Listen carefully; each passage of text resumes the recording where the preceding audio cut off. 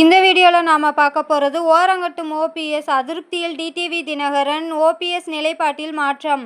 இது போன்ற சுவாரஸ்யமான தகவல்களை தெரிஞ்சுக்கொள்ள நம்ம சேனலை சப்ஸ்கிரைப் பண்ணி லைக் பண்ணி பெல் பட்டனை ப்ரெஸ் பண்ணிக்கோங்க. அப்போ தான் நம்ம போடுற வீடியோஸ் எல்லாம் நோட்டிஃபிகேஷனாக வரும்.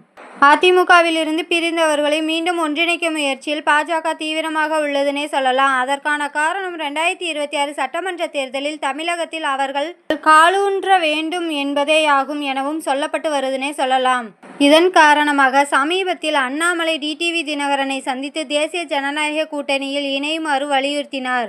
அதற்கு டிடிவி தினகரன், கூட்டணிக்கான தலைமையை அதிமுக வகிப்பதில் எங்களுக்கு எந்த பிரச்சனையும் இல்லை, ஆனால் இபிஎஸ் முதல்வர் வேட்பாளராக இருக்கும் வரை நாங்கள் என்டிஏ கூட்டணியில் இணைய மாட்டோம் என்று திட்டவட்டமாக கூறியுள்ளார். இதைத் தொடர்ந்து செய்தியாளர்களிடம் பேசிய அண்ணாமலை ஓபிஎஸ்ஸையும் சந்திப்பேன் என்று கூறியிருந்தார்னே சொல்லலாம்.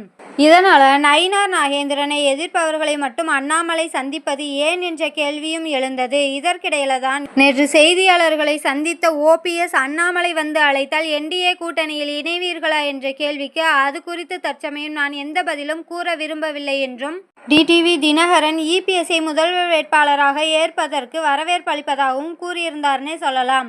இவரோட இந்த பதில் அதிமுகவில் ஏற்பட்டுள்ள பிரச்சனைகளுக்கு மத்தியில் பெரும் சலசலப்பை ஏற்படுத்தியுள்ளதுன்னே சொல்லலாம்.